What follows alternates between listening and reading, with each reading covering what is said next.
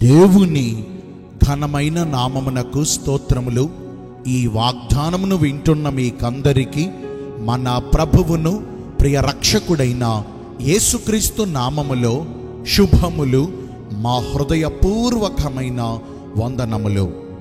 ఈరోజు మీ కొరకైన దేవుని వాగ్దానము జకర్యా గ్రంథము 2వ అధ్యాయము 10వ వచనము. నేను వచ్చి మీ మధ్యను నివాసము చేతును. మంచి దేవుడైన యేసయ్య ఈ మంచి వాగ్దానమును నేడు మనందరి జీవితములలో నెరవేర్చునుగాక. ఆమేన్.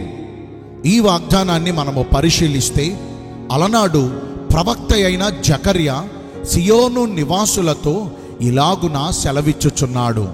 సియోను నివాసులారా, మీరు సంతోషించుడి, బహుగా ఆనందించుడి, సంతోషించి పాటలు పాడుడి. ఎందుకనగా సర్వలోక నాథుడైన యేసుక్రీస్తు ప్రభువు వారు మీ మధ్యకు వచ్చి మీతో కూడా నివాసమును చేస్తారని వాగ్దానమును చేశారు. నిజముగా ఆయన అల్పులమైన మనలను ప్రేమించి మన యొద్దకు వచ్చి మనతో కూడా నివసించుట ఎంత గొప్ప భాగ్యమో! అలనాడు సియోను నివాసులతోనో యెరూషలేము వాసులతోనో మాత్రమే కాకుండా ఈ రోజున ఈ వాగ్దానం వింటున్న మనందరికీ ప్రభు సెలవిస్తున్నారు. ఆయన మన యొద్దకు వచ్చి మనతో కూడా నివాసమును చేస్తారు. మరి ఈ రోజున ఆయన మనతో కూడా నివసించుట వలన మనకు కలిగే ప్రయోజనాలు ఏంటంటే, ఆయన మనకు దేవుడై ఉండి మనకు సదాకాలము తోడుగా ఉండి మనతో కూడా నివాసమును చేయుచు మన కన్నుల ప్రతి బాష్ప బిందువును తుడిచివేస్తారు. ఇక దుఃఖము లేకుండా, వేదన లేకుండా, ఏడుపు లేకుండా మన దుఃఖ దినములను ఆయన సమాప్తపరిచి ఇది మొదలుకొని మన నోటి నిండా ఆయన నవ్వును కలుగజేసి ప్రహర్షించు పెదవులను ఆయన మనకు అనుగ్రహిస్తారు. ఆయన మనతో కూడా నివాసమును చేయుట వల్ల మన చుట్టూ ఉన్న చీకటి తొలగించబడి మనకు గొప్ప వెలుగు కలుగుతుంది. మనలను కలవరపరిచే ప్రతి అంధకార క్రియల నుండి ఆయన మనకు విడుదలను దయచేసి గొప్ప వెలుగును, గొప్ప సంతోషమును ఆయన మనకు అనుగ్రహిస్తారు. ఆయన మనతో కూడా నివాసమును చేయగా మనకున్న భయములన్నీ తొలగిపోయి శాంతి, సమాధానము, నెమ్మది మనకు కలుగుతాయి.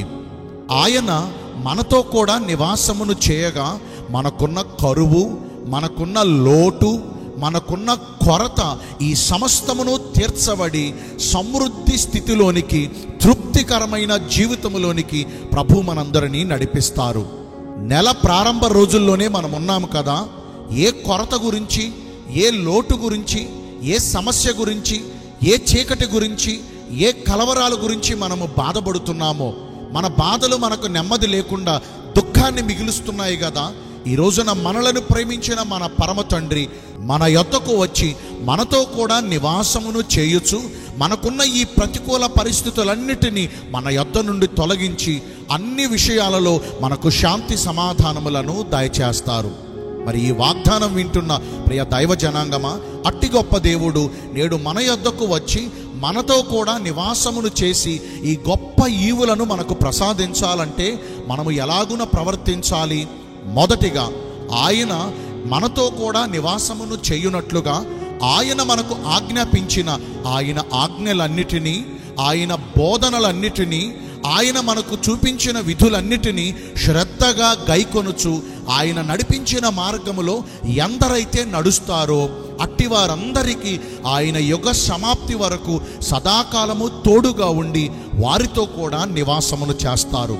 మరి ఈ వాగ్దానం విన్న ప్రియ దైవ జనాంగమా, గత కాలములో ఒకవేళ మన సొంత ఇష్టాలు నెరవేర్చుకున్నామేమో కదా, మనకి నచ్చినట్లుగా మనం ప్రవర్తించామేమో కదా, మన స్వబుద్ధిపై ఆధారపడి దేవుని చిత్తానికి మన జీవితాల్లో చోటు ఇవ్వలేకపోయామేమో కదా. ఇప్పుడైనా, ఈ క్షణం నుంచి అయినా ప్రభు ఇచ్చే ఆలోచన చెప్పున మనము నడిచి ఆయన మార్గములలో నడుచుకొనుచు ఆయనకు అనుకూలమైన భక్తిని చేస్తే నిశ్చయంగా ఆయన మనందరినీ ప్రేమించి మనతో కూడా నివాసమును చేయుచు గొప్ప ధన్యకరమైన జీవితమును ప్రభు మనకు ప్రసాదిస్తారు. మరి రెండవదిగా, మనతో కూడా నివాసమును చేయు పరలోకపు తండ్రి పరిశుద్ధుడు గనుక ఆయనకు అనుకూలముగా మనము కూడా పరిశుద్ధమైన ప్రవర్తన కలిగి జీవించాలి. మనలో పాపమున్న ఎడల ఆయన మనలను దాటిపోతారు కదా. మనము పాపపు స్థితిలో ఉండి ప్రభువుని మన వద్దకు రమ్మని కోరుకుంటాం, అది భావ్యమేనంటారా? పాపులతో ఆయన సహవాసమును చేయడు. మనలో పాపమున్న ఎడల ఆయన మనకు దూరం అయిపోతారు. ఆయన దూరం అయిపోతే ఆయన ఇచ్చే ఈవులన్నీ దూరం అయిపోతాయి.